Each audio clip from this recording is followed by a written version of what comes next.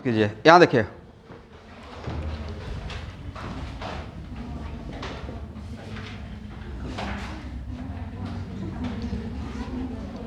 अब बात मत कीजिए। हम लोग पढ़ रहे थे bond length versus resonance, correct?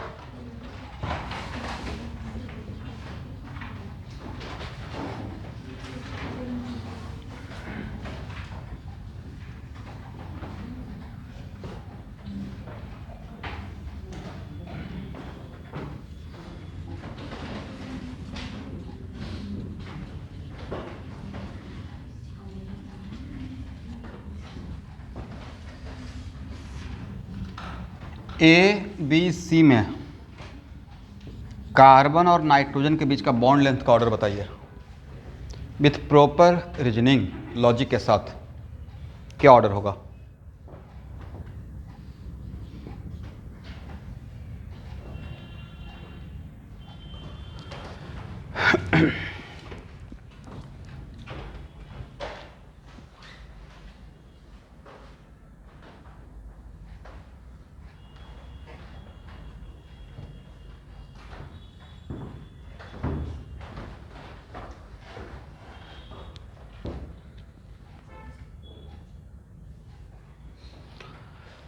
सबसे पहले बताइए क्वेश्चन किस पॉइंट ऑफ व्यू से दिया हो गया होगा।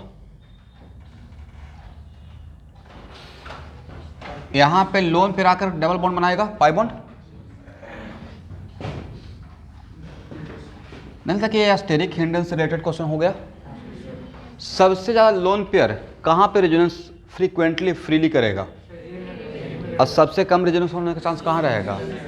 तो यहाँ पे लोन पेयर इस पोजीशन पे आकर क्या बनाता था? Double bond. इसका मतलब है कि लोन पेयर रेजोनेंस ज़्यादा करेगा तो यहाँ पे डबल बॉन्ड करेक्टर ज़्यादा रहेगा, और डबल बॉन्ड करेक्टर ज़्यादा रहेगा तो बॉन्ड लेंथ कम होगा, और रेजोनेंस कम करेगा तो डबल बॉन्ड करेक्टर कम बनेगा, और डबल बॉन्ड करेक्टर कम तो बॉन्ड लेंथ ज़्यादा। यहाँ से एक क्वेश्चन था। इसका तो बॉन्ड लेंथ का ऑर्डर क्या हो जाएगा? A less than B less than C. तो यहाँ पे जो आपने सोचा उसको खुद से एक्सप्लेन कर लीजिएगा कि क्या रीजन था इस क्वेश्चन का। हो जाएगा ना?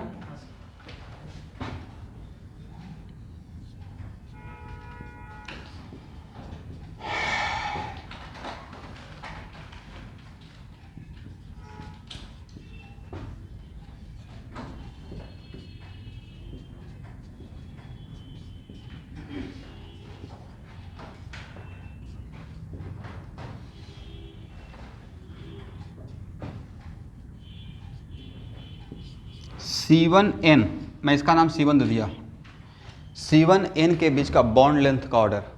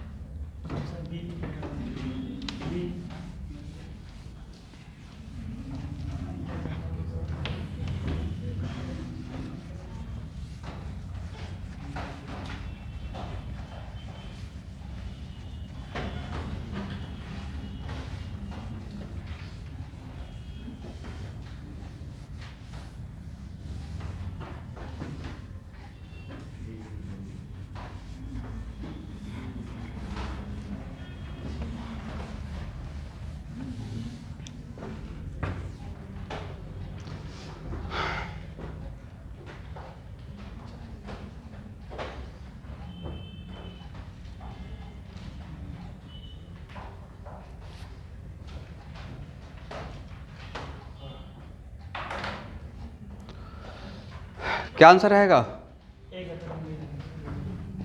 ए लेस देन बी रहेगा भाई।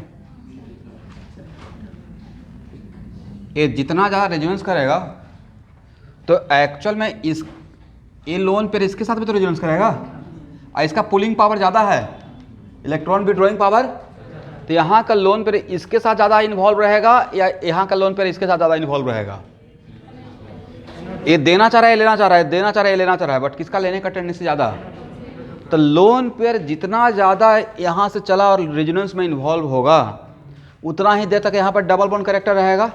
तो कहाँ पे लोन पेयर ज़्यादा रेजोनेट करेगा? ए में ज़्यादा रेजोनेंस में इन्वॉल्व रहेगा with respect to what? B. वजह इसका -m ज़्यादा है और इसका -m कम है। करेक्ट है ना? तो ये रीजन हुआ। वो क्वेश्चन, इससे पहले का क्वेश्चन का कुछ पॉइंट ऑफ व्यू अलग था, इस क्वेश्चन का पॉइंट ऑफ व्यू कुछ अलग है। तो आंसर क्या रहेगा, यहाँ भी रीजन लिख लीजिएगा कि यहाँ पे आपने क्या सोचा, ठीक है।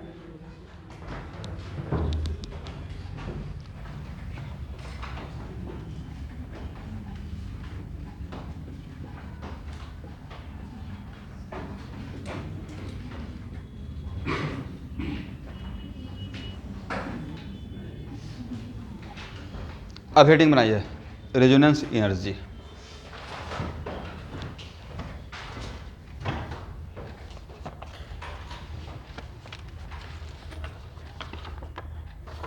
ऐसे फर्स्ट पॉइंट लिखिएगा,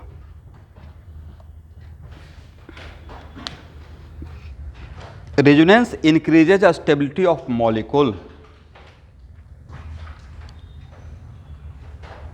Resonance increases stability of molecule at the cost of delocalization of pi electron. At the cost of delocalization of pi electron.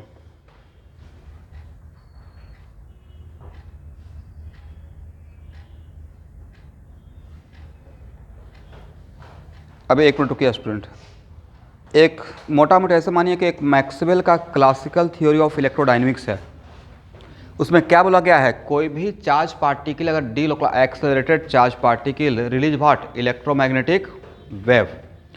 इसका मतलब कोई भी चार्ज पार्टिकल अगर अपना पोजीशन को चेंज करता है under the influence of force, accelerated है, तो क्या रिलीज करेगा, electromagnetic wave. Electromagnetic wave is the form of energy.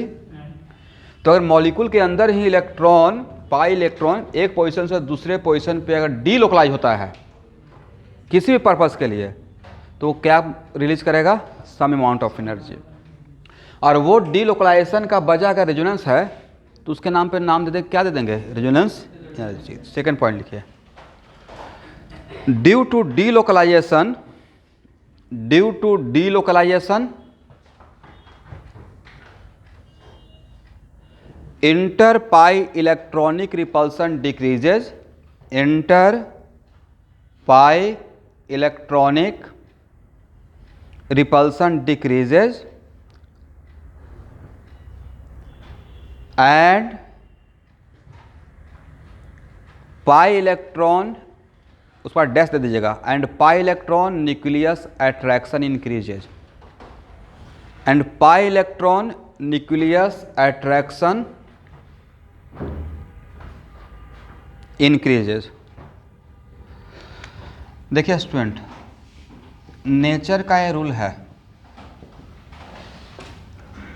किसी भी वजह में, किसी वजह से रिपल्सन इंक्रीज होता है तो एनर्जी इंक्रीज करता है, करेक्ट।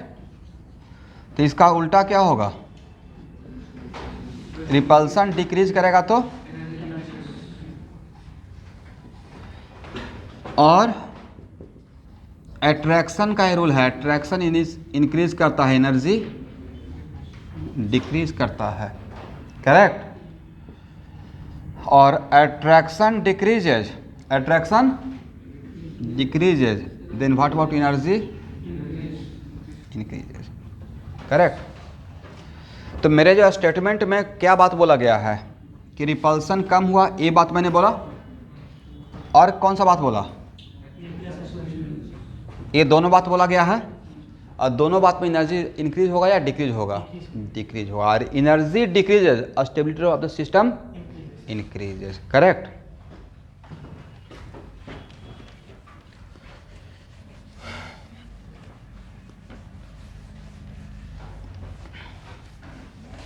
इसको आप ऐसे समझिए, मान लेते हैं कि एक जगह है, ए स्फीयर है और इसके अंदर 10 इलेक्ट्रॉन, तब इलेक्ट्रॉन के बीच का रिपल्सन, और एक बड़ा स्फीयर है इसके अंदर 10 इलेक्ट्रॉन, तब इलेक्ट्रॉन के बीच का रिपल्सन, कहाँ पर रिपल्सन कम रहेगा, जगह ज़्यादा मिलेगा।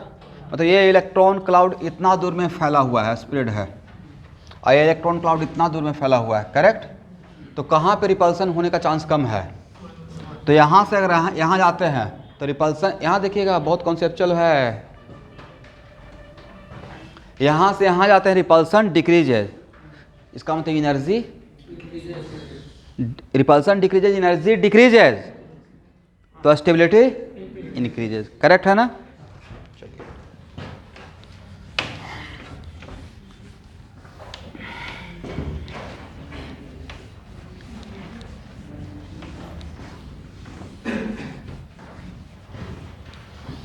इसमें भी क्वेश्चन आ सकता है।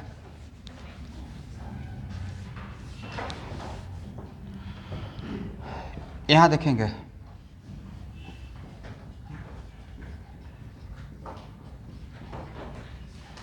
करेक्ट है। अगर रेजोनेंस नहीं होता तो एक पाइप क्लाउड यहां पे और यहां पे ही बाउंडेड रहता, यहां तक तो नहीं आता। इसका मतलब है कि पाइप क्लाउड यहां पे 2 इलेक्ट्रॉन, यहां पे 2 इलेक्ट्रॉन, और इस 2 कार्बन के बीच में, इस 2 कार्बन के बीच में रहेगा अगर रेजोनेंस नहीं होता तो। बट ड्यू टू रेजोनेंस इसका रियल स्ट्रक्चर तो ए बनकर आ रहा है, रेजोनेंस हाइब्रिड, और ए सिचुएशन ऐसा है ना, रेजोनेटिंग का स्ट्रक्चर ये रेजोनेंस हाइब्रिड है। करेक्ट?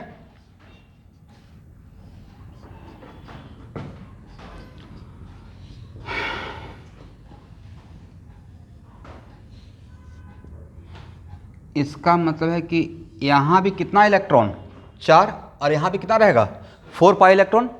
बट आप 4 पाई इलेक्ट्रॉन नहीं रहता कि इस जगह पे जो पाई क्लाउड नहीं था वो भी यहाँ पे इस जगह पे भी आ गया, तो कहाँ पे 4 इलेक्ट्रॉन के लिए ज़्यादा स्पेस मिला, जगह रेजोनेंस हाइब्रिड में, राइट? अरे रेजोनेंस हाइब्रिड किसके वजह से हुआ? रेजोनेंस की वजह से। इसका मतलब है कि ये मेरा one of the resonating structure है, तो रेजोनेटिंग स्ट्रक्चर इसका कितना हाउ मेनी रेजोनेटिंग स्ट्रक्चर, एक बार इधर जाएगा, एक बार इधर जाएगा, एक ओरिजिनल। आउट ऑफ 3 ये मोस्ट स्टेबल आरएस है। हाउ टू कंपेयर आरएस पढ़ा चुके हैं, तो आउट ऑफ 3 ये क्या रहेगा, तो मोस्ट स्टेबल आरएस। तो एक्चुअल में रेजोनेंस एनर्जी का जब हम लोग कंपेयर करते हैं कि how much amount of resonance energy release, तो हम लोग उस रेजोनेंस हाइब्रिड में जिसका कंट्रीब्यूशन सबसे ज़्यादा रहता है, मतलब मोस्ट स्टेबल आरएस के साथ ही कंपेयर करता हूँ। किसके साथ कंपेयर करते हैं? Most stable RS. तो इसमें और इसमें कहाँ पे रिपल्सन कम है, मतलब इसका स्टेबिलिटी ज़्यादा है, इसका स्टेबिलिटी, तो एनर्जी लेवल पे, एनर्जी डायग्राम में ए ऊपर रहेगा, ए नीचे रहेगा। तो यहाँ से यहाँ तक किस वजह से आए, यहाँ से यहाँ तक आए ड्यू टू रेजोनेंस। इसका मतलब रेजोनेंस के वजह से जितना अमाउंट से इसका एनर्जी लेवल कम रहेगा with respect to this one, या due to process of resonance, क्योंकि ऑब्वियसली रेजोनेंस होगा तो ये प्रोसेस तो होगा ही डीलोकलाइजेशन। तो ड्यू टू रेजोनेंस जितना अमाउंट से एनर्जी डिक्रीज करेगा उस अमाउंट ऑफ एनर्जी को बोलेंगे रेजोनेंस एनर्जी। क्या बोलेंगे? लेकिन रेजोनेंस एनर्जी मेजर करने का पैमाना, पैरामीटर है कि उसका कंपेयर हम लोग किसके साथ करते हैं? रेजोनेंस हाइब्रिड का मोस्ट स्टेबल आरएस के साथ करते हैं। Is it right? बताइए, रेजोनेंस एनर्जी मॉलिक्यूल एब्जॉर्ब करता है या रिलीज करता है? रिलीज करेगा ना। और केमिस्ट्री का एक सेंस है कि सिस्टम से एनर्जी रिलीज होता है तो उसमें हम एनर्जी में निगेटिव साइन लगाते हैं। क्या लगाते हैं? इसका मतलब है कि -30 जूल पर मोल अगर मैंने बोल दिया तो निगेटिव साइन क्या इंडिकेट कर रहा है कि रेजोनेंस एनर्जी एब्जॉर्ब हो रहा है या रिलीज हो रहा है? रिलीज हो रहा है। यहाँ तक समझ में आ गया? एक लाइन लिखिए।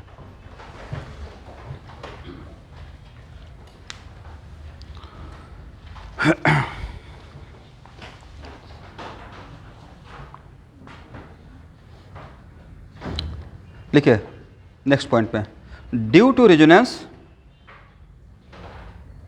Due to process of resonance, some amount of energy released from the system, due to process of resonance some amount of energy released from the system, release को अंडरलाइन कर दीजिएगा, एब्जॉर्ब नहीं बोल रहा हूँ, रिलीज,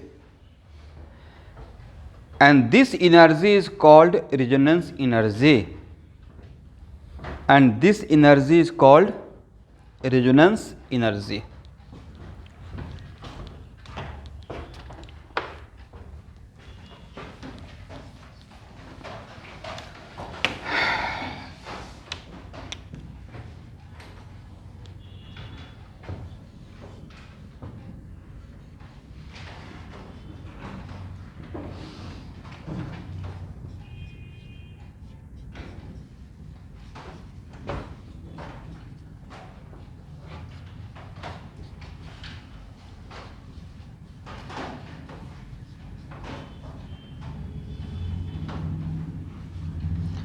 ए मेरा क्या है और ए मेरा क्या है? Most stable RS। इसका मतलब है कि अगर रेजोनेंस नहीं होता तो ये इस फॉर्म में रहता, क्योंकि मोस्ट स्टेबल था form, right. But due to resonance real structure is this one या दिस वन, तो इसके रेस्पेक्ट में यहाँ होना चाहिए था ये, बट यहाँ से इसका नजर यहाँ आ गया। उसके लिए who is responsible, which process is responsible? Resonance. तो यहाँ से यहाँ तक में जो अमाउंट ऑफ एनर्जी यहाँ से यहाँ तक आने के लिए जो अमाउंट ऑफ एनर्जी रिलीज करेगा उसी का नाम क्या दिया गया है? रेजोनेंस एनर्जी दिया गया है।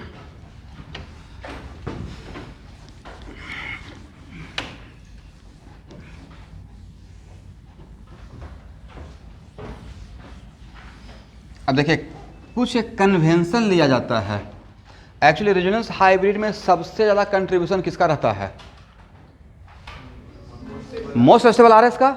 इसका मतलब अगर रेजोनेंस नहीं होता तो वही RS रहता मेरा original structure, but due to resonance इसका कंट्रीब्यूशन सबसे ज़्यादा है। तो ड्यू टू रेजोनेंस अब रियल में तो ये रहेगा, तो कन्वेंशन डेवलप। अब बहुत सारा चीज़ है स्टूडेंट जिस पे अभी हम लोग का वहाँ पे लिमिटेशन खत्म हो जाता है। तो यहाँ पे रेजोनेंस एनर्जी का मैग्नीट्यूड बोला गया है, magnitude potential energy of most stable RS minus potential energy of resonance hybrid.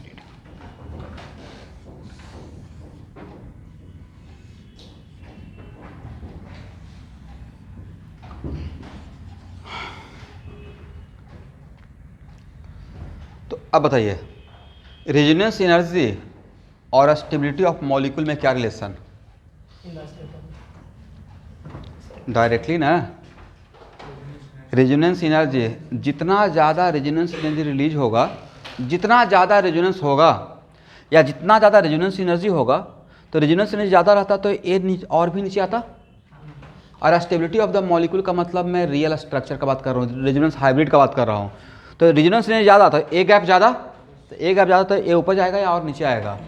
नीचे आएगा। तो स्टेबिलिटी इंक्रीज करेगा, डिक्रीज करेगा या इंक्रीज करेगा? इसका तो what is the relation between resonance energy, magnitude of resonance energy and stability of molecule? Inversely या directly? Directly.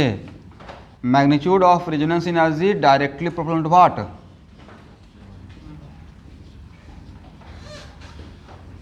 Stability of molecule.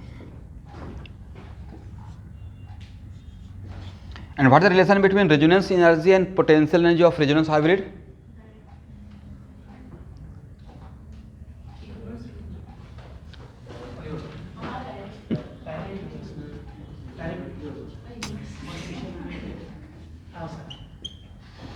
समझ ही नहीं पा रहे कि बोलना क्या है। भाई ये रेजोनेंस नहीं ज़्यादा रहेगा तो इसका एनर्जी ज़्यादा होगा या कम होगा? कम होगा। तो डायरेक्टली बोलेंगे या इसके लिए इनवर्सली बोलेंगे? इनवर्सली बोलेंगे। तब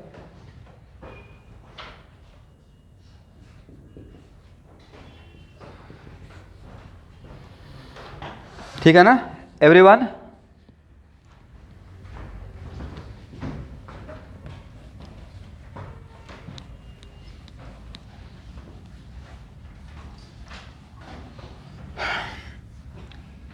इसको हटाएं, बोलिए।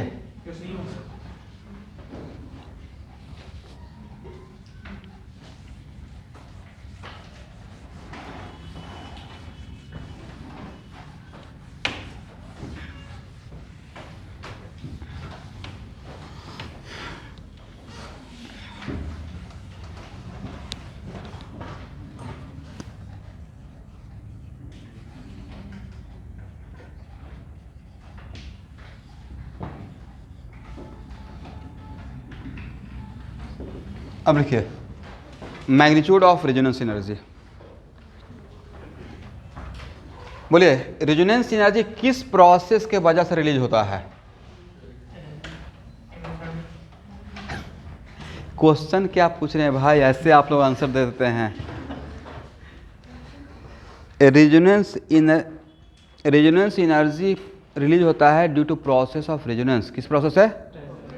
तो मैंने पूछा रेजोनेंस एनर्जी किस प्रोसेस से की वजह से रिलीज होता है, तो रेजोनेंस का प्रोसेस है। तो जिस प्रोसेस से जो रिलीज हो रहा है तो वो प्रोसेस ज़्यादा, तो रेजोनेंस एनर्जी ज़्यादा। इसका मतलब क्या बोल सकते हैं? Magnitude of resonance energy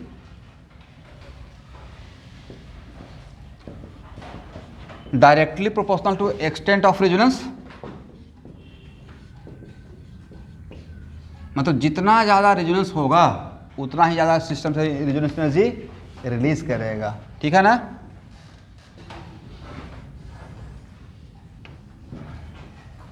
correct है?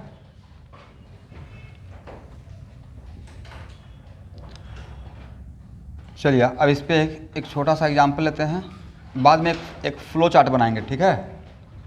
अभी बस ऐसे समझिए, बहुत सिंपल सा एग्जांपल्स है।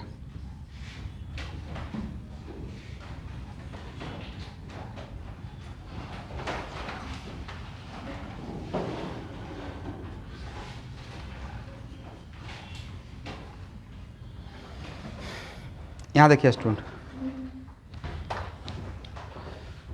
किसमें रेजोनेंस ज़्यादा हो रहा है? ये तो कॉमन फैक्टर है ना। ये क्या है? किसमें रेजोनेंस ज़्यादा हो रहा है? बी में। क्यों ज़्यादा हो रहा है? क्योंकि नाइट्रोजन का लोन पेयर डोनेटिंग पावर ज़्यादा है। राइट? ये तो दोनों में कॉमन फैक्टर है, अनकॉमन फैक्टर से आप आंसर दे पाएंगे। तो इसका लोन पेयर डोनेटिंग पावर ज़्यादा है तो इसमें रेजोनेंस होने का चांस क्या रहेगा? तो इसमें रेजोनेंस ज़्यादा, तो रेजोनेंस एनर्जी भी क्या रहेगा? ज़्यादा, according to this equation. Correct है ना?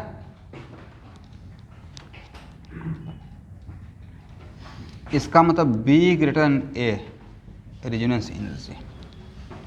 यहाँ तक समझ में आ गया एवरीवन?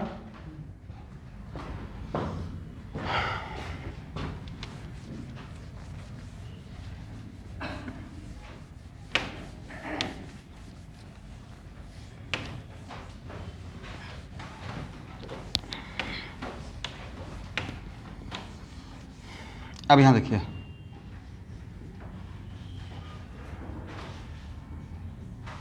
ध्यान सुनिएगा।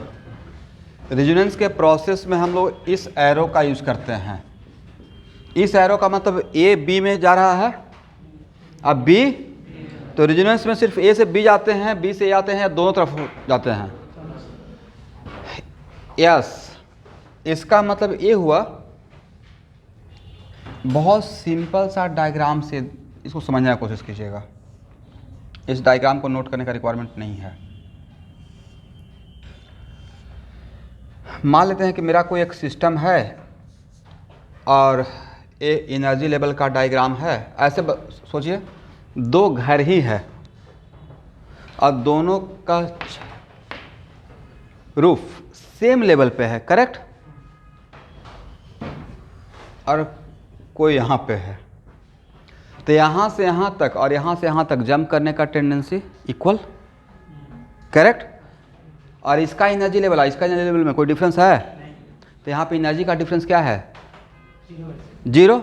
इसका मतलब एनर्जी का डिफरेंस जीरो, तो स्टेबिलिटी सेम। स्टेबिलिटी क्या रहेगा? और सेम स्टेबिलिटी वाले आरएस का नाम दिए थे 100% इक्विवेलेंट आरएस। क्या बोले थे? 100% इक्विवेलेंट आरएस। तो मान लेते हैं कि एक सिस्टम ये है, दूसरा सिस्टम एक आपके सामने दिखा रहे हैं। इसको ड्रॉ नहीं करना, जस्ट आपको समझाने के पॉइंट ऑफ व्यू से।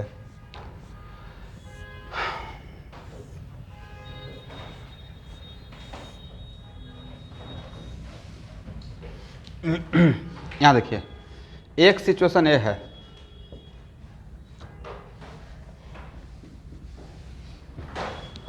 यहाँ देखिएगा, यहाँ से यहाँ तक तो आने का टेंडेंसी रहेगा ज़्यादा। राइट?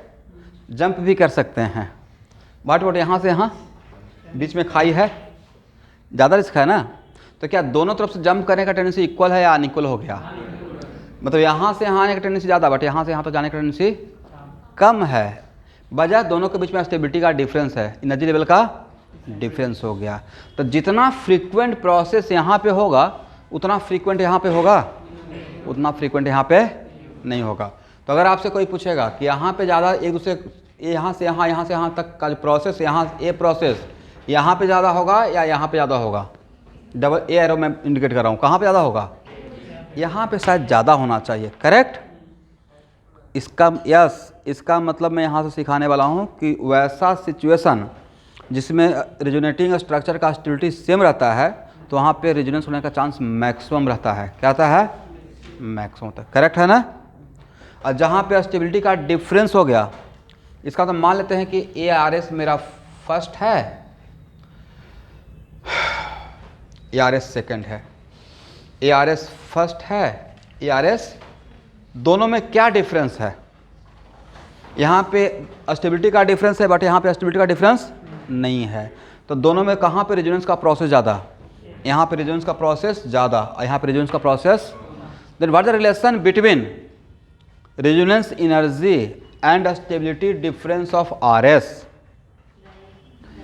स्टेबिलिटी डिफरेंस, एक और डायग्राम बना लीजिए। स्टेबिलिटी डिफरेंस कम, स्टेबिलिटी डिफरेंस कम तो रेजोनेंस एनर्जी ज़्यादा, क्योंकि प्रोसेस ऑफ रेजोनेंस ज़्यादा, राइट, प्रोसेस ऑफ रेजोनेंस। तो स्टेबिलिटी डिफरेंस और amount of resonance, extent of resonance क्या रहेगा? इन्वर्सली स्टेबिलिटी का डिफरेंस कम तो अमाउंट ऑफ रेजोनेंस ज़्यादा, और अमाउंट ऑफ रेजोनेंस ज़्यादा तो रेजोनेंस एनर्जी ज़्यादा रहेगा। लिखवा देंगे, डोंट वरी, बहुत कॉन्सेप्चुअल है। And this is the last section of resonance, इसलिए यहाँ पे टाइम लेंगे। स्टेबिलिटी का डिफरेंस क्या है भाई? 0। यहाँ पे स्टेबिलिटी का डिफरेंस थोड़ा है, तो स्टेबिलिटी का डिफरेंस 0 है तो यहाँ से यहाँ और यहाँ से आने का टेंडेंसी ज़्यादा रहेगा। तो आप सबसे पहले डायग्राम, 1 मिनट यहाँ देखना है सब लोग को। स्टेबिलिटी का डिफरेंस और प्रोसेस ऑफ रेजोनेंस, ये दोनों डायग्राम देख के बताइए, आप ही बताइए। दो ए और बी में दो अलग अलग सिस्टम दिखाए हैं, कहाँ पे एक दूसरे, यहाँ से यहाँ जंप और यहाँ से यहाँ जंप, कहाँ पे प्रोसेस ज़्यादा होना चाहिए? ए में क्या? बी में ज़्यादा होगा। बी में यहाँ से ए से बी, ए से बी तो आएगा, बट क्या बी से ए तक जाने का टेंडेंसी सही उतना ही है जितना आने का है? लेकिन यहाँ पे यहाँ से यहाँ और यहाँ से यहाँ पे अनइक्वल प्रोसेस है, सेम टेंडेंसी है, सेम टेंडेंसी है, करेक्ट। तो रेजोनेंस का प्रोसेस में सिर्फ यहाँ से यहाँ तक जाना नहीं होता है, यहाँ से यहाँ तक आना भी होता है, राइट, तभी तो 2 साइडेड एरो है। दैट्स वाई जहाँ पे स्टेबिलिटी का डिफरेंस कम रहेगा वहाँ पे रेजोनेंस का प्रोसेस ज़्यादा होगा। स्टेबिलिटी का डिफरेंस कम, रेजोनेंस का प्रोसेस ज़्यादा। इस इक्वेशन को यहाँ पे बैठाइए। अब बताइए ए और बी में कहाँ पे रेजोनेंस का प्रोसेस ज़्यादा? ए में ज़्यादा। कौन सा प्रोसेस? रेजोनेंस। अब बी में रेजोनेंस कम, तब इसके साथ रिलेट कीजिए। तो कहाँ पे रेजोनेंस एनर्जी ज़्यादा रिलीज करेगा? यहाँ पे रेजोनेंस एनर्जी ज़्यादा रहेगा। यहाँ देखिए लास्ट बेंच, और यहाँ पे रेजोनेंस एनर्जी कम रहेगा, करेक्ट है ना।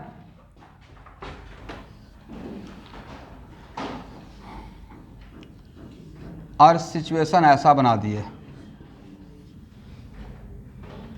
एक और सिचुएशन। अब बताइए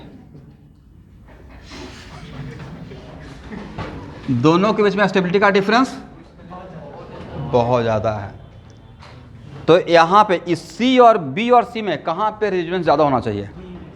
बी में ज़्यादा होगा और सी में कम होगा। एक हिमालय पे है, राइट, माउंट एवरेस्ट पे है, और एक ग्राउंड पे है। यहाँ से यहाँ तो जंप कर गए, बट यहाँ से यहाँ जाएंगे टेंडेंसी बहुत कम हो जाएगा। तो नहीं लगता कि it is kind of one sided type का दिखेगा? या ऐसा लगेगा कि यहाँ से यहाँ तक आने का टेंडेंसी है बट यहाँ से यहाँ तक जाने की टेंडेंसी बहुत कम हो जाएगा? चलिए अब यहाँ पे, अब इस सिचुएशन को हम लोग क्या बोलते हैं? इक्वल स्टेबिलिटी का आरएस। हाँ ना, कुछ तो बोलिए भाई। इक्वल स्टेबिलिटी का आरएस, राइट। इसको क्या बोलिएगा? अनइक्वल। तो इसको बोलते हैं 100% इक्विवेलेंट आरएस। क्या बोलेंगे? हर पॉइंट को लिखवा दूंगा सिस्टमेटिक, पहले समझ लीजिएगा। और इसको क्या बोलेंगे? Non equivalent. क्या बोलेंगे? इसको बोलेंगे 100% इक्विवेलेंट आरएस। इसको क्या बोलेंगे? Non equivalent resonating structure. Correct. But non equivalent में भी अगर इक्विवेलेंसी का एक टर्म मैं यूज करता हूँ, किसमें इक्विवेलेंसी ज़्यादा है? मतलब 100% इक्विवेलेंट तो नहीं है, बट किसमें इक्विवेलेंसी ज़्यादा है? इसमें इक्विवेलेंसी ज़्यादा है और इसमें इक्विवेलेंसी कम है। बट 100% नहीं है, बट इसमें इक्विवेलेंसी क्या है? ज़्यादा है। और इसमें इक्विवेलेंसी 100 पूरा है, 100% है। करेक्ट। अब लिखिए, समझ में आ गया? इसको हटाया जाए डायग्राम को, या ड्रॉ करना चाहते हैं?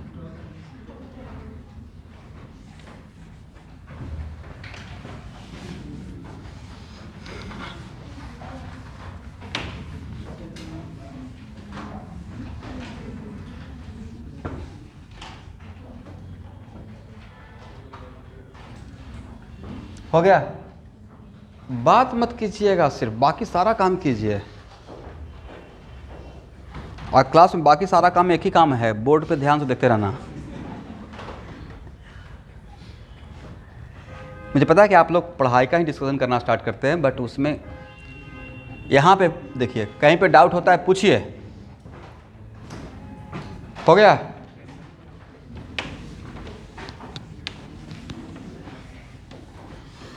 तो 1 मिनट, इन तीनों डायग्राम में करेक्ट है? क्या बोल सकते हैं? A greater than B greater than C, resonance energy का order, magnitude of resonance energy. 1 minute, अब यहां देखिएगा।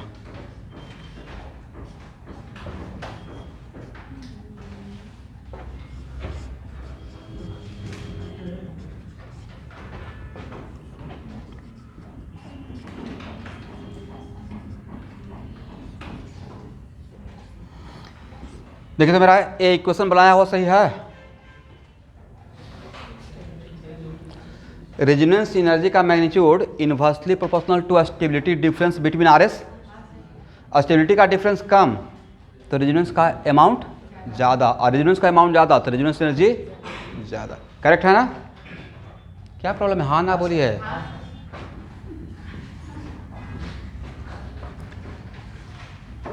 देखते हैं क्लास, ऑफलाइन क्लास करने का फ़ायदा। फेशियल एक्सप्रेशन से पता चलता है ना क्या सोच में पड़ गए। ऑनलाइन में पता चलेगा? नहीं पता चलेगा। यहाँ से कैसे देख सकते हैं भाई? ऐसा रहता कि प्रोजेक्टर से सारे स्टूडेंट को देखते रहते हैं। क्लास कर रहे हैं, प्रोजेक्टर लगा दिए, यहाँ पे सारा स्टूडेंट ऑनलाइन ज्वाइन किए हुए हैं।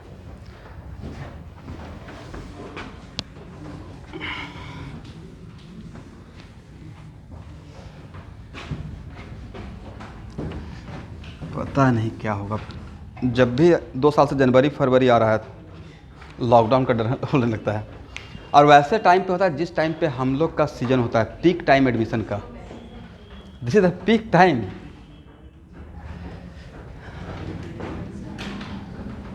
लेकिन अभी क्लास से निकले तो थोड़ा सा अच्छा लगा। अब देखिए, एक ही स्टूडेंट का कॉल आया, अच्छा तो फील होगा ना।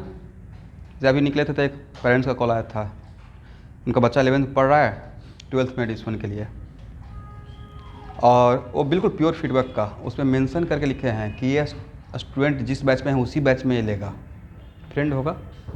This is all mouth publicity.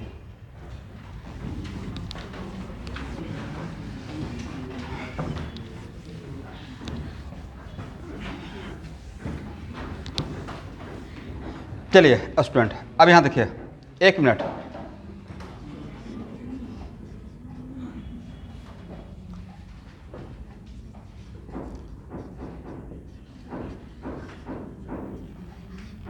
Stability of RS क्या बोल सकते हैं? Directly proportional to contribution of RS in RH. ये पढ़ा चुके हैं। जिस आरएस का स्टेबिलिटी ज़्यादा उसका कंट्रीब्यूशन आरएच में ज़्यादा। इसका उल्टा भी तो बोल सकते हैं, जिसका कंट्रीब्यूशन ज़्यादा उसका स्टेबिलिटी ज़्यादा, जिसका कंट्रीब्यूशन ज़्यादा उसका स्टेबिलिटी ज़्यादा। भाई इस बात को इधर लिख सकते हैं ना? ठीक है, बॉक्स में कीजिए।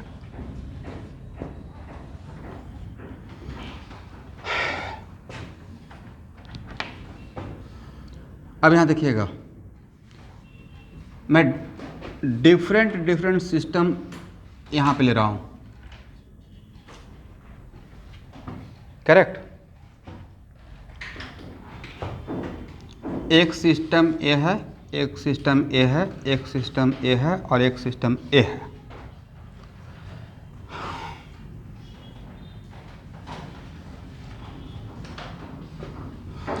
और एक मिनट, और यहाँ जो परसेंटेज लिख रहा हूँ वो परसेंटेज है contribution of R S in R H, contribution of R S in R H.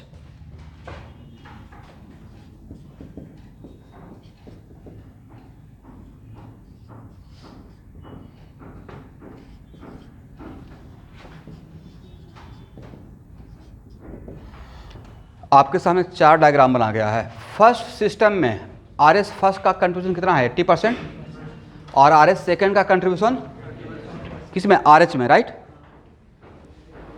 तो यहाँ देखिए, इसका मतलब है कि ये, और यहाँ से कंपेयर कीजिए, contribution of R S in R H क्या होता है, directly proportional to R S.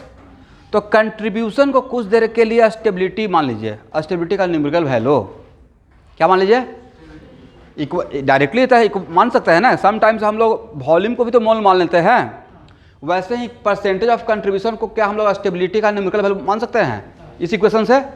तो इसका स्टेबिलिटी 80, इसका स्टेबिलिटी 20, इसका स्टेबिलिटी 80, इसका स्टेबिलिटी 20, तो दोनों में डिफरेंस कितना 60, कितना है डिफरेंस है 60। यहाँ पे कितना डिफरेंस है 40, यहाँ पे कितना डिफरेंस है 0।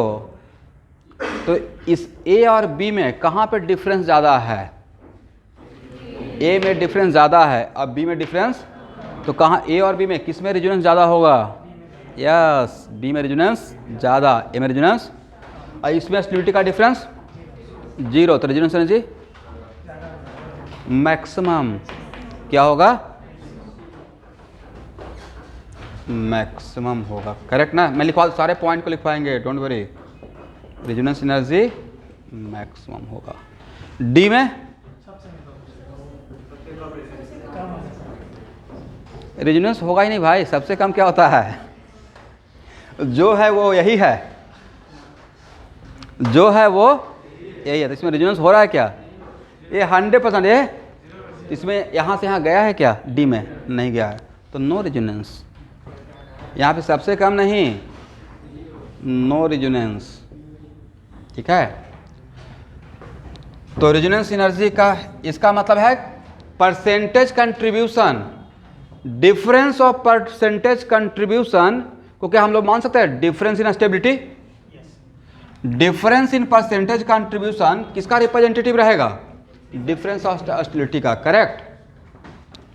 तो रेजोनेंस एनर्जी का ऑर्डर सबसे ज़्यादा किस में रहेगा, सी, उसके बाद बी, उसके बाद और सबसे कम लिख लीजिए। तो बोले among all these four which situation are 100% equivalent RS? C is the case of 100% equivalent RS। But क्या A और B को 100% इक्विवेलेंट बोलेंगे, तो जहाँ पे 100% इक्विवेलेंट नहीं, तो वहाँ के लिए भी हम लोग एक टर्म सेलेक्ट करके रखे हैं जिसका नाम है इक्विवेलेंसी। तो A और B में किसका इक्विवेलेंसी ज़्यादा, इक्विवेलेंसी का मतलब है कि जीरो की तरफ, डिफरेंस जीरो की तरफ बढ़ रहे हैं। यहाँ पे डिफरेंस 60 40, करेक्ट, तो धीरे धीरे करके जीरो की तरफ आ रहे हैं, तो जहाँ पे इसका मतलब है इक्विवेलेंसी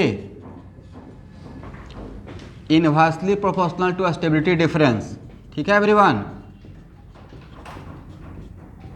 करेक्ट है ना। और स्टेबिलिटी का डिफरेंस कम तो इक्विवेलेंसी ज़्यादा, करेक्ट है। इक्विवेलेंसी और एक साथ इसको मिलाकर लिख सकते हैं, देखिए तो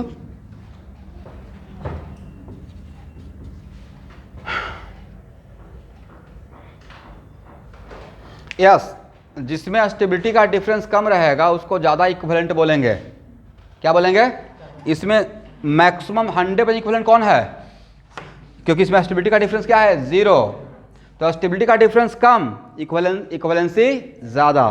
तो इसमें कहाँ पे डिफरेंस कम है?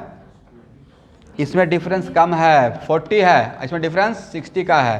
तो B is more equivalent and A is less equivalent. Correct है ना? यहां तक सबको समझ में आ गया एवरीवन? B क्या है?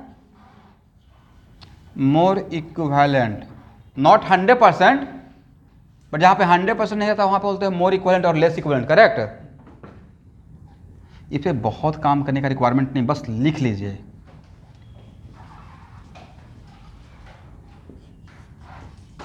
लेस इक्विवेलेंट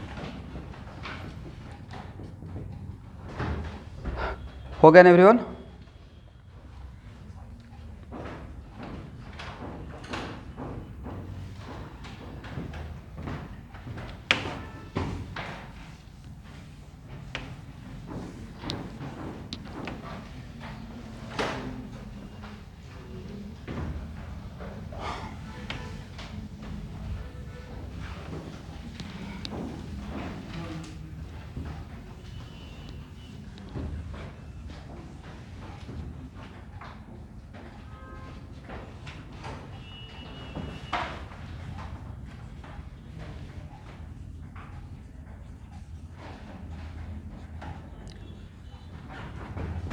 देखिए भाई, जो भी क्लास ऑनलाइन करते रहेगा इस बात का भी ख्याल रखिएगा कि राकेश सर सुबह शाम तक इसको लगाए रहते हैं।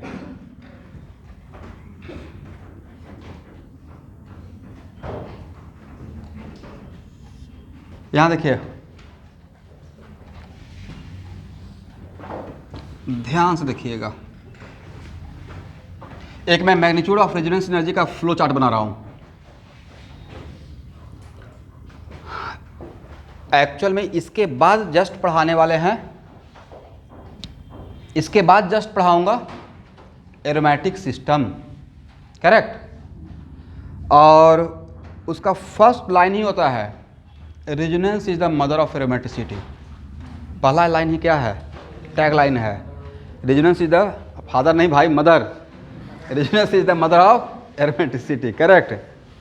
इसका मतलब है कि जो उसका की पॉइंट है, तो कोई भी सिस्टम जिसमें magnitude of resonance energy very high होता है वो सिस्टम एरोमेटिक सिस्टम रहता है। ठीक है?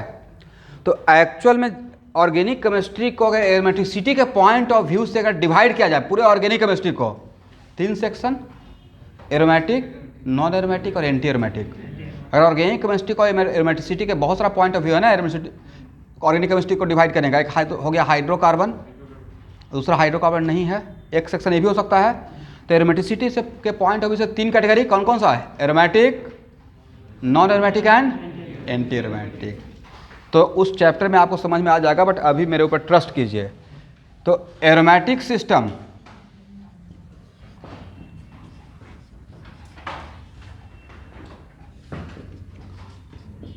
नॉन एरोमेटिक सिस्टम और एंटी एरोमेटिक सिस्टम। तो अगर रेजोनेंस एनर्जी का कंपेयर ऐसे कर रहे हैं, one of the system aromatic, यहां देखिएगा सब लोग, one of the system aromatic है, दूसरा सिस्टम नॉन एरोमेटिक है, और दोनों को कंपेयर करना है। तो एरोमेटिक सिस्टम का resonance energy always non aromatic system से ज़्यादा रहेगा। और नॉन एरोमेटिक और एंटी एरोमेटिक में सबसे कम एंटी एरोमेटिक में रहेगा। बोलिए क्यों? कुछ भी नहीं बोलना है। एंटी एरोमेटिक सिस्टम में sum of the electron present in anti bonding molecular orbital, sum of the electron present in anti bonding molecular orbital. चलिए बोल सकते हैं, कोई प्रॉब्लम नहीं है। कुछ तो बोल रहे हैं, ऐसे ही तो करेक्ट होगा। यहां तक समझ में आ गया? ये समझना नहीं था, रटना था। इस आज के बाद ऐसे कंपेयर करेंगे आंसर देने के लिए। लेकिन मान लीजिए, यस, मान लेते हैं कि अब कंपैरिजन 2 एरोमेटिक सिस्टम के बीच में ही हो गया। किसके बीच में हो गया? 2 एरोमेटिक सिस्टम के बीच में ही अगर हो गया,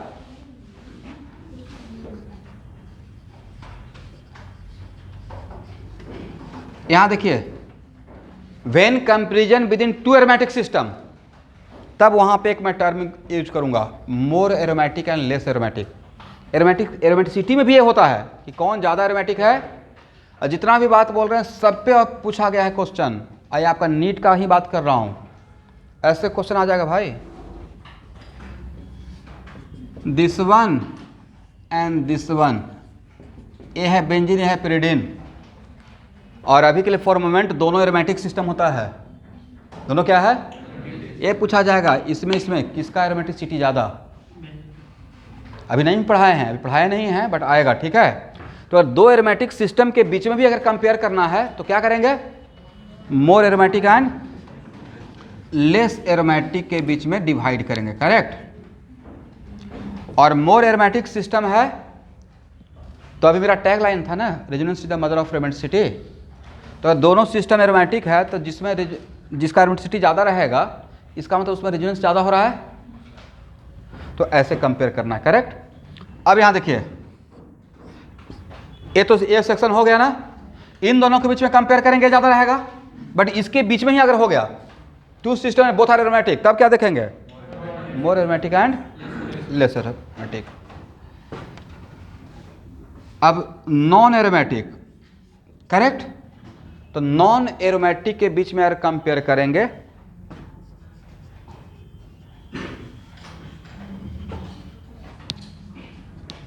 डैम श्योर हम लोग देख लेंगे more equivalent and less equivalent, more equivalent and, अब मोर इक्विवेलेंट और लेस इक्विवेलेंट कैसे पता करेंगे, स्टेबिलिटी का डिफरेंस से, स्टेबिलिटी का डिफरेंस है, करेक्ट। तो मोर इक्विवेलेंट लिखिए लिखिए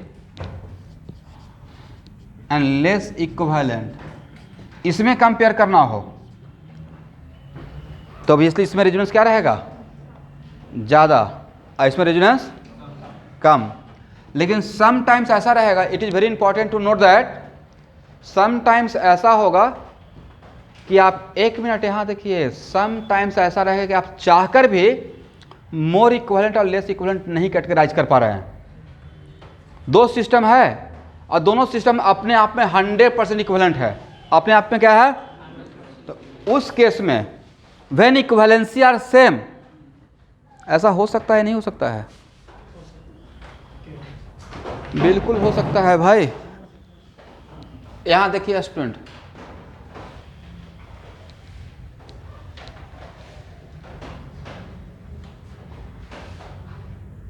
सपोज कीजिए कि एक सिचुएशन है, करेक्ट है ना,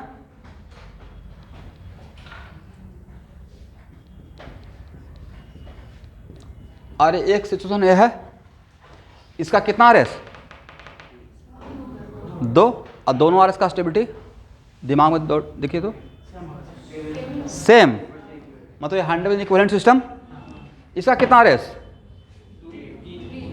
3 आरएस, और तीनों का स्टेबिलिटी का डिफरेंस, ये भी कौन सा सिचुएशन, 100% इक्विवेलेंट। तो क्या इस यहाँ पे मोर इक्विवेलेंट लेस इक्विवेलेंट कर पाएंगे, नहीं कर पाएंगे।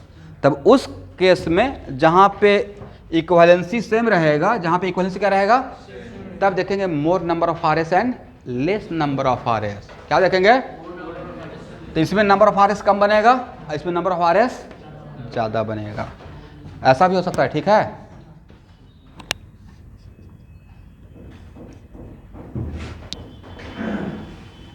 मोर number of RS and less number of RS, correct है ना।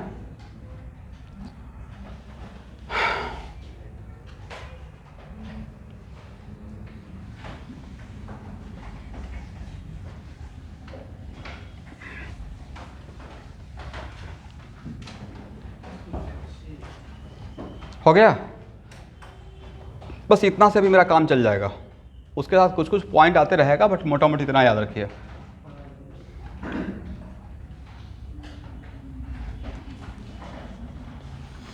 इसको हटाया जाए एवरीवन, हाँ ना, कुछ बोलेंगे,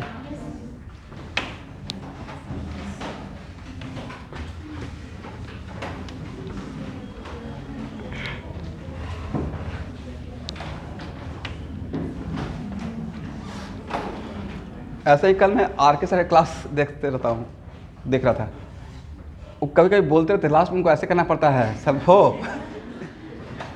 हेलो स्टूडेंट, नहीं देखते मतलब सो मेनी टाइम्स उनको देखे हैं कि लास्ट में वो बेचारे क्या करते हैं, अच्छा बच्चे हैं हम, लेकिन सोचिए कि किस कंडीशन में होता है रिस्पॉन्ड कर। बच्चे क्या करते हैं ना, कुछ ऐसा मुझे फील होता है कि एक 4 नंबर पे गियर देके गाड़ी को छोड़ दिए, म्यूट करके छोड़ दिए हैं, तब तो सर क्लास ले रहे हैं, मैं खाना खा के आता हूँ, सर चिल्ला रहे हैं। भाई एक्टिव रहना पड़ेगा ना, जब टीचर यहाँ लगाए हुए है, यहाँ लगाए हुए है, रिकॉर्ड हो रहा है, एक साथ कितना काम करता हूँ, लिखते रहता हूँ, हटाते रहता हूँ, राइट, बोलते रहते हैं, सोचते रहते हैं, इसके बाद क्या बोलना है वो भी सोचते रहते हैं, तो उतना आपको भी साथ में इन्वॉल्व रहना पड़ेगा। म्यूट अनम्यूट रिप्लाई करना है कम से कम, सर आंसर आ गया, ये आंसर है, तो प्रॉपर रिस्पॉन्ड करना पड़ेगा। कुछ स्टूडेंट तो नहीं भी समझ में आ रहा है, सर बाद में समझ लेंगे, दिमाग में सोचते रहते हैं। भाई नहीं समझ रहा है तो पूछना है, सर यहाँ पे कैसे हुआ।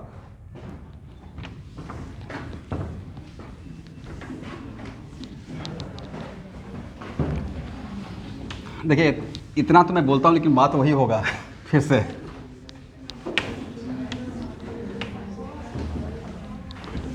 ओके, अब इसमें नोट करके एक और पॉइंट लिखिए।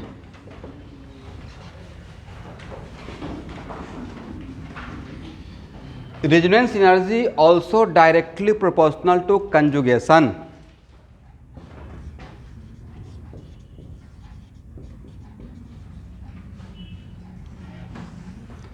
Resonance energy directly proportional to what? Conjugation. इसके पीछे का आप लॉजिक समझ, ये भी एक पॉइंट है, apart from flow chart this is also a point, correct. यहां देखेंगे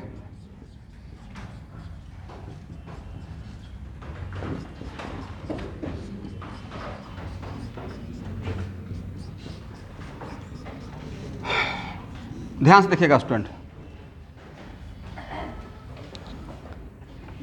एक मिनट। रेजोनेंस एनर्जी में रेजोनेंस एनर्जी में किसका एनर्जी रिलीज होता है? कौन एनर्जी रिलीज करता है? रेजोनेंस एनर्जी में कौन, रेजोनेंस किसके वजह से? Delocalisation of pi electron. बोलिए तो, इसका मतलब इलेक्ट्रॉन तो डीलोकलाइज हो रहा है, सिग्मा का नहीं, इलेक्ट्रॉन, पाई इलेक्ट्रॉन का, करेक्ट। तो जो रेजोनेंस एनर्जी रिलीज होता है वो पाई क्लाउड का एनर्जी है। किसका है? पाई क्लाउड का, करेक्ट है ना। तो नेक्स्ट क्वेश्चन कि सर ऐसा क्वेश्चन आएगा क्या, इसका एक डेमो दे देते हैं, ठीक है। ध्यान से देखिएगा, इस टाइप का सारा क्वेश्चन डीके सिंह के बुक में है। तो जितना भी बात मैं बोलते रहता ना, तो मेरे पढ़ाने के बाद अगर वो बुक को फॉलो कीजिए तो लगेगा कि बिल्कुल सर का क्लास ही चल रहा है, उसी सीक्वेंस से चलता हूँ। तो हर टाइप का प्रॉब्लम, मैं वहाँ से बहुत कुछ सीखते भी रहता हूँ। प्रॉब्लम उसमें अबाउट 3500 ऑब्जेक्टिव है, हर ऑब्जेक्टिव में कुछ थ्योरी है, सिखाया गया है। बट आप लोग के पास उतना टाइम है नहीं तो आप लोग से फॉलो करवाते। तो एक्चुअल में यहाँ का क्वेश्चन ऐसे पूछा हुआ है कि यहाँ का पाई क्लाउड का एनर्जी और यहाँ का पाई क्लाउड का एनर्जी, कहाँ का पाई क्लाउड का एनर्जी ज़्यादा? तो यहाँ पे रेजोनेंस हो रहा है, बट यहाँ तो हो रहा है।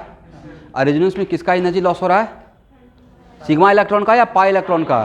पाई इलेक्ट्रॉन का। तो यहाँ का पाई क्लाउड का एनर्जी पाई इलेक्ट्रॉन का कम, और यहाँ पे पाई इलेक्ट्रॉन का ज़्यादा, करेक्ट। समझे नहीं समझे?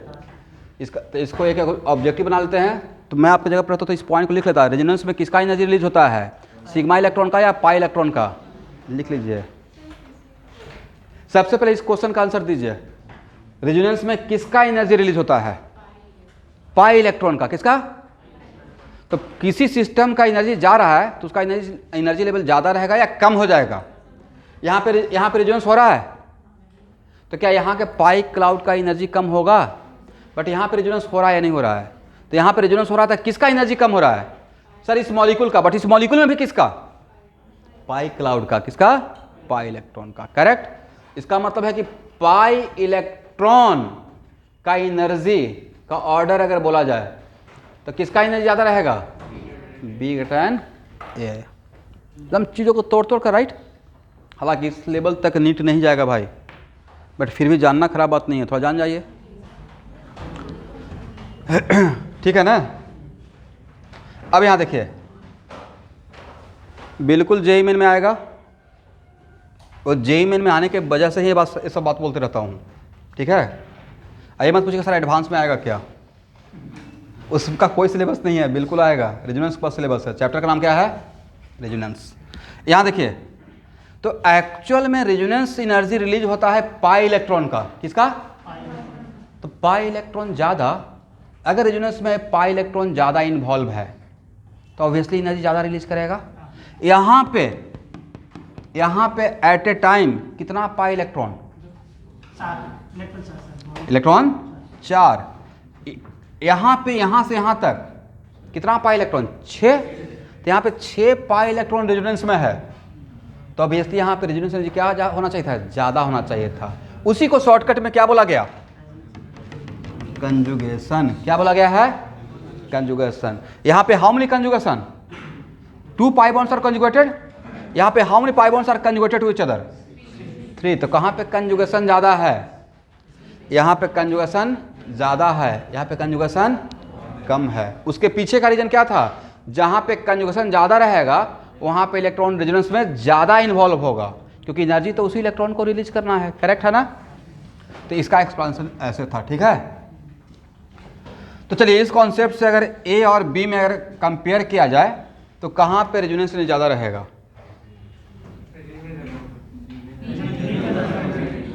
B greater than A, order of resonance, correct. लिखिए,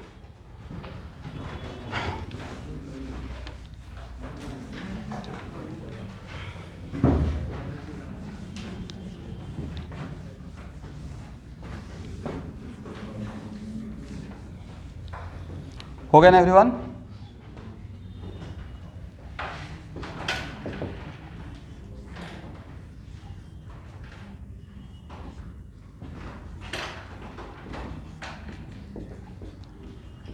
यहाँ देखिए स्टूडेंट, अब देखिए इतना तो आपको पता है ना कि बेंजीन रिंग एरोमेटिक होता है, इतना भरोसा कर सकते हैं, ए भी एरोमेटिक, ए भी एरोमेटिक। बट यहाँ पे इस रिंग और इस रिंग का एरोमेटिसिटी का बीच में कंपेयर नहीं करेंगे, क्योंकि दोनों बेंजीन रिंग है, ऐसे मान लीजिए। तो ए और बी में किस में रेजोनेंस नहीं ज़्यादा,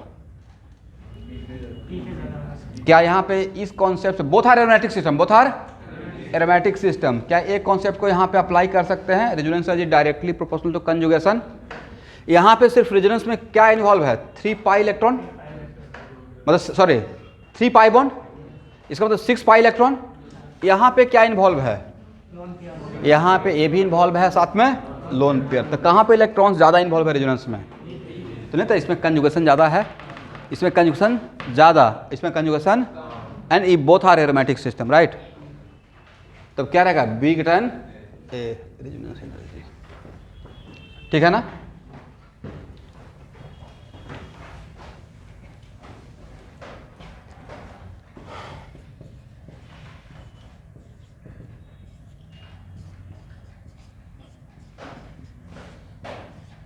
चलिए, हाउ मेनी आर एस,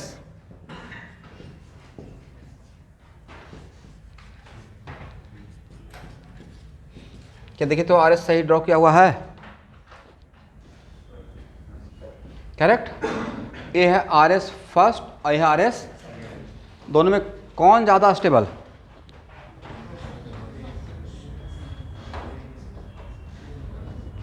क्या यहाँ पे मोर और लेस का क्वेश्चन अराइज हो रहा है क्या। जो stability of R S compare करने का जो आपको टिप्स एंड ट्रिक्स बताया हूँ वो यहाँ पे अप्लीकेबल है, both having the same stability ना, बोथ हैविंग द, तो this is the case of what, 100% what, equivalent, 100% equivalent.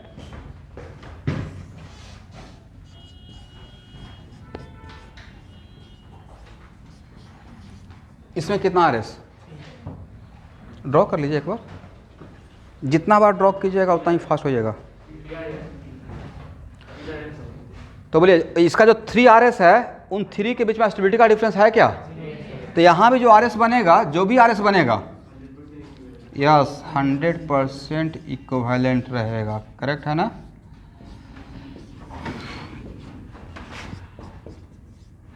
लिखने का हैबिट डेवलप कीजिए। तो this is also the case of heart, 100% equivalent. तो जहाँ पे दो 100% इक्वालेंट या सेम इक्वालेंसी का सिस्टम के बीच में कंपेयर करते हैं तब क्या देखते हैं, more R S less R S. अब यहाँ इसको ऐसे भी देख सकते थे कि सर यहाँ पे इसको ऐसे भी तो आंसर दे सकते थे, यहाँ पे 4 इलेक्ट्रॉन इन्वॉल्व है, कितना 4, और यहाँ पे कितना इन्वॉल्व था 6, यहाँ पे 4 और 6, इसी को मोर आर एस और लेस आर एस बोल रहा हूँ, ठीक है। तो be greater than A resonance energy, correct है ना।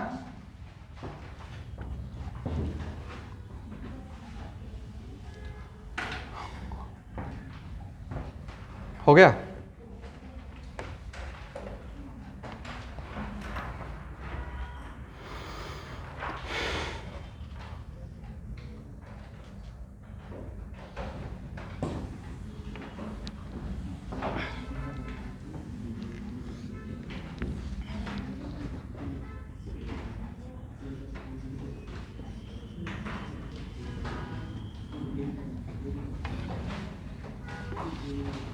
यहाँ देखेंगे एवरीवन,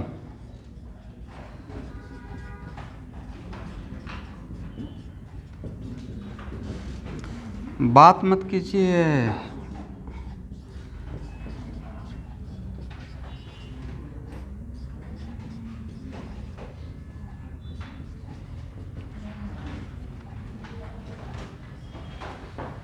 आपको नहीं था कि इसमें जानबूझ के कंजुगेशन सेम मेंटेन किया गया। यहाँ पे कितना पाई बॉन्ड्स और कंजुगेशन 3, यहाँ पे कितना पाई बॉन्ड कंजुगेशन में है 3 है, करेक्ट। अतः इन दोनों के बीच में रेजोनेंस एनर्जी का ऑर्डर पूछा गया है।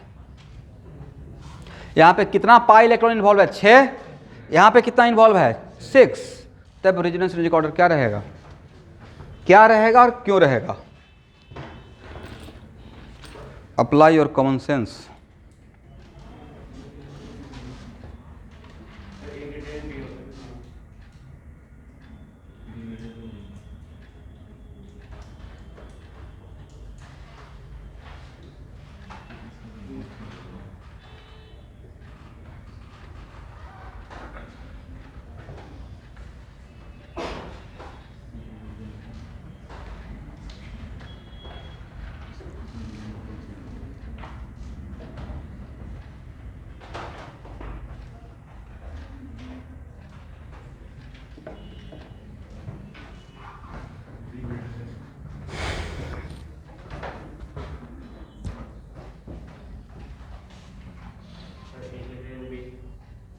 Correct answer is a greater than b. चलिए इसके पीछे का वजह, यहाँ पे बिल्कुल स्ट्रेट कंजुगेशन है, 6 का 6 एक दूसरे का कंजुगेशन में, राइट। यहाँ से यहाँ तक स्ट्रेट कंजुगेशन है, करेक्ट। बट यहाँ पे at a time 3 pi bond तो है, बट क्या तीनों का तीनों एक साथ रेजोनेंस करेगा, 2 करेगा तो एक को रेस्ट में रहना पड़ेगा, 2 करेगा तो एक को क्या होगा है 6।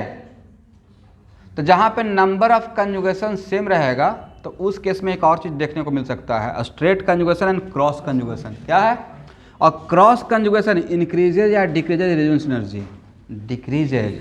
क्रॉस कंजुगेशन से रेजोनेंस ज़्यादा होता है या कम हो जाता है थोड़ा, क्योंकि उसमें एक सिस्टम को क्या करना पड़ता है, रेस्ट में रहना पड़ता है, करेक्ट है ना। एक लाइन नीचे नोट करके लिखिए। बट एक क्रॉस कंजुगेशन कब हम लोग लगाएंगे, क्रॉस कंजुगेशन कॉन्सेप्ट, जब नंबर ऑफ कंजुगेशन जहाँ पे सेम दिखेगा, करेक्ट। तो cross conjugation decreases resonance energy, cross conjugation decreases resonance energy.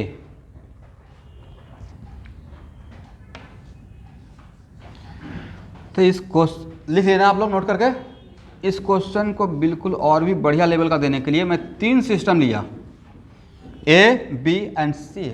इन तीनों के बीच में ऑर्डर क्या होगा, सबसे ज्यादा ए, उसके बाद बी, बी भाई नॉट सी। क्रॉस कंजुगेशन तब लगाएंगे जब नंबर ऑफ कंजुगेशन सेम है, अदरवाइज सबसे पहले क्या देखेंगे, number of more conjugation and less. ठीक है, इसमें 3 तो है, इसके रेस्पेक्ट में यहाँ पर रेजोनेंस ज़्यादा होगा, इसके साथ भी होगा और इसके साथ भी होगा। तो जहाँ पे मोर कंजुगेशन और लेस कंजुगेशन रहेगा तो वहाँ पे मोर को फॉलो करेंगे। अब मोर कंजुगेशन जब इक्वल हो जाएगा then straight and cross compare करेंगे। करेक्ट है ना? तो इस तरीके से आंसर क्या रहेगा? ठीक है, मतलब इस एग्जाम्पल से आपको कुछ सीखने को मिल रहा है। लेस कंजुगेशन मोर कंजुगेशन में मोर, बट स्ट्रेट एंड क्रॉस में स्ट्रेट कंजुगेशन। करेक्ट?